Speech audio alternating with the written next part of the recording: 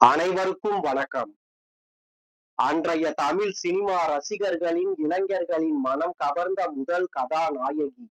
ஒரே சமயத்தில் கதாநாயகி, வில்லி, குணச்சித்திர வேடம் என்று கலக்கியவர். சொந்தமாக சினிமா தயாரிப்பு நிறுவனம் தொடங்கி பல படங்களை தயாரித்தவர் நடிகை டி.ஆர். ராஜகுமாரி அவர்கள். நடிகை டி.ஆர். ராஜகுமாரி அவர்களை பற்றி இந்த பதிவில் பார்ப்போம். தஞ்சாவூரில் வசித்த ராதாகிருஷ்ணன் ரெங்கநாயகி தம்பதியருக்கு முதல் மகளாக பிறந்தவர் டி.ஆர். ராஜகுமாரி அவர்கள். அவருக்கு பெற்றோர்கள் வைத்த பெயர் ராஜலட்சுமி. வீட்டில் அவரை ராஜாயி என்றும் அழைப்பார்கள். இவர் 1922ஆம் ஆண்டு மே 5ஆம் தேதி பிறந்தார். இவருடைய பாட்டி அந்நாளில் பிரபலமான கர்நாடக இசை பாடகியாக வலம் வந்த தஞ்சை குசலாம்பாள் ஆவார். அவருடைய இரண்டாவது மகளான ரங்கநாயகியின் மகள்தான் ராஜகுமாரி அவர்கள். இவர் திரையுலகில் அறிமுகமாகும் முன்பே இவருடைய ஒன்றுவிட்ட சகோதரிகளான எஸ்.பி.எல். தனலட்சுமி, டி.எஸ். தமயந்தி ஆகியோர் சினிமாவில் நடித்து புகழ் அடைந்திருந்தனர். ராஜகுமாரி அவர்கள் பிறந்த சில நாட்களிலேயே அவருடைய தந்தையான ராதாகிருஷ்ணன் இறந்துவிட்டார். 1935ஆம் ஆண்டு கர்வான்-இ-ஹையத் என்ற இந்தி படத்தில் ராணியாக நடித்து சினிமாவில் அறிமுகமானவர் டி.ஆர். ராஜகுமாரி அவர்கள். அதன் பின் தமிழில் 1939ஆம் ஆண்டு டெக்கான் சினிடோனின் குமார குலோத்துங்கன் என்ற படத்தில் கதாநாயகியாக அறிமுகமானார். தமிழ் சினிமாவில் 1931ஆம் ஆண்டு முதல் பேசும் திரைப்படங்கள் வெளியிடப்பட்டு வருகின்றன. அந்த காலகட்டங்களில் வந்த திரைப்படங்களை தமிழ் சினிமா என்று சொல்வதை விட தென்னிந்திய சினிமா என்றே சொல்ல வேண்டும். அன்றைய காலகட்டத்தில் தமிழ், தெலுங்கு, கன்னடம் மற்றும் மலையாளம் ஆகிய எல்லா மொழி திரைப்படங்களும் சென்னையை மையமாக கொண்டே தயாரிக்கப்பட்டன. ஆகவே ஒரே நடிகர்கள் பல்வேறு மொழிகளில் நடிப்பது சர்வசாதாரணமாக இருந்த காலகட்டம் அது. அப்போது 1939ஆம் ஆண்டில் 17 வயது இளம் புயலாக தமிழ் திரையுலகில் நுழைந்தார் டி.ஆர். ராஜகுமாரி அவர்கள். ஒரு நடிகைக்கு தேவையான எல்லாமே டி.ஆர். ராஜகுமாரி அவர்களிடம் இருந்தது. இவருடைய இரண்டாவது படம் மந்தாரவதி. இந்த படத்தை இயக்கி வந்த இத்தாலியரான மார்கோனி போர் கைதியாக சிறைக்கு சென்றுவிட எஞ்சியிருந்த படத்தை பாபுலால் என்பவர் இயக்கினார். டி.ஆர். ராஜகுமாரி அவர்களின் மூன்றாவது திரைப்படம் சூரியபுத்ரி என்ற திரைப்படம். டி.ஆர். ராஜகுமாரி அவர்கள் நடித்த இந்த முதல் 3 படங்களுமே தோல்வி அடைந்திருந்த நிலையில் ராஜகுமாரி அவர்களை திரையில் எவ்வாறு காட்டினால் ரசிகர்கள் கண்கொட்டாமல் பார்ப்பார்கள் என்கிற சூட்சுமம் இயக்குனர் கே. சுப்பிரமணியம் அவர்களுக்கு தெரிந்திருந்தது.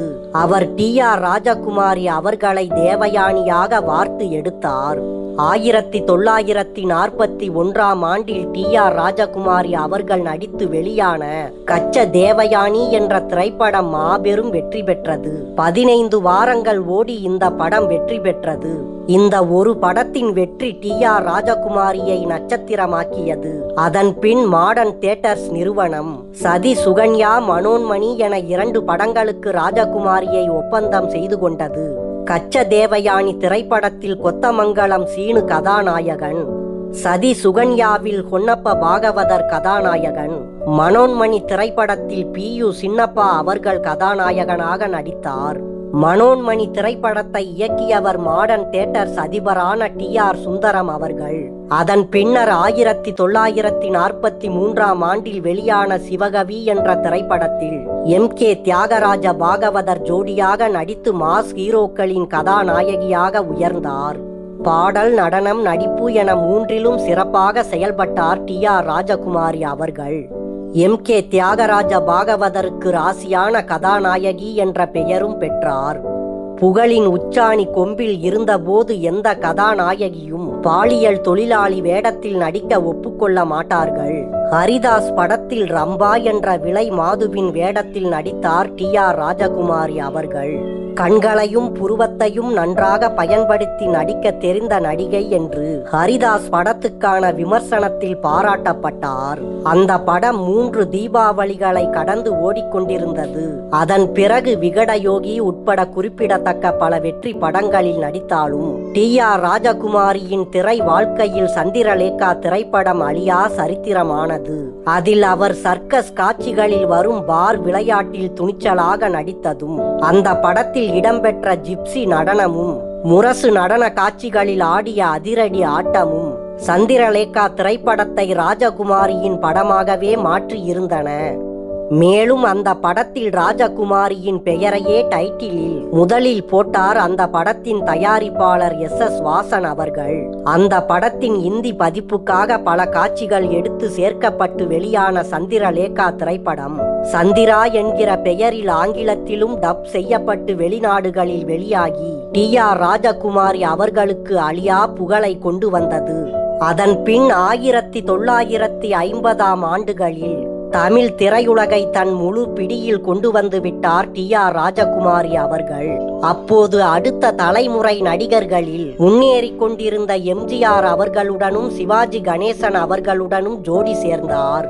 மனோகரா திரைப்படத்தில் நடிகர் திலகம் சிவாஜி கணேசன் அவர்களுக்கு சித்தியாகவும் நடித்திருப்பார் டி.ஆர். ராஜகுமாரி அவர்கள்.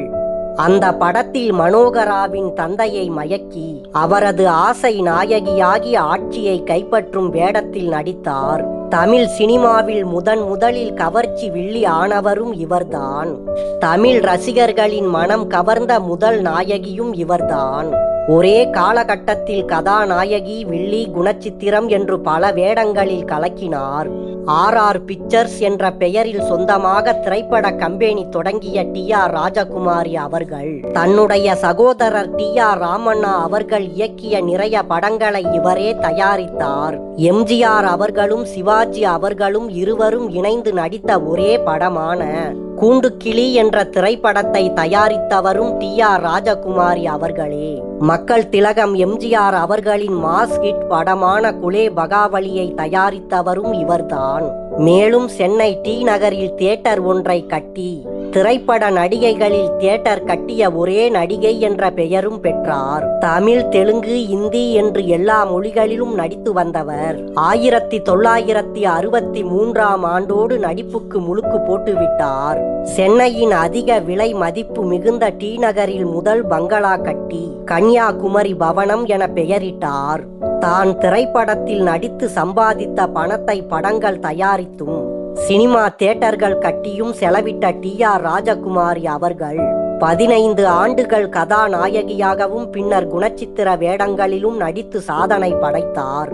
தன்னுடைய தாய் மாமன்கள் உள்ளிட்ட பலருக்கும் தன்னுடைய சொந்த செலவில் திருமணம் செய்து வைத்து வீடு கட்டி கொடுத்து உறவினர்கள் அனைவரையும் கண்ணும் கருத்துமாக பார்த்து கொண்ட டி.ஆர். ராஜகுமாரி அவர்கள் தனது சகோதரரும் இயக்குனருமான டி.ஆர். ராமண்ணா அவர்களின் குடும்பத்துடன் வாழ்ந்து தனது 77வது வயதில் மறைந்தார் டி.ஆர். ராஜகுமாரி அவர்கள். கடைசி வரை திருமணமே செய்து கொள்ளாமல் தனிமையில் வாழ்ந்த டி.ஆர். ராஜகுமாரி அவர்கள் 1999ஆம் ஆண்டு மறைந்தார். தன்னுடைய வாழ்க்கையின் இறுதி வரை திருமணமே செய்து கொள்ளாமல் வாழ்ந்து மறைந்த நடிகை டி.ஆர். ராஜகுமாரி அவர்கள் இன்றைக்கும் சினிமா ரசிகர்களின் நெஞ்சங்களில் நிலைத்துள்ளார். நன்றி. மீண்டும் அடுத்த பதிவில் சந்திப்போம்.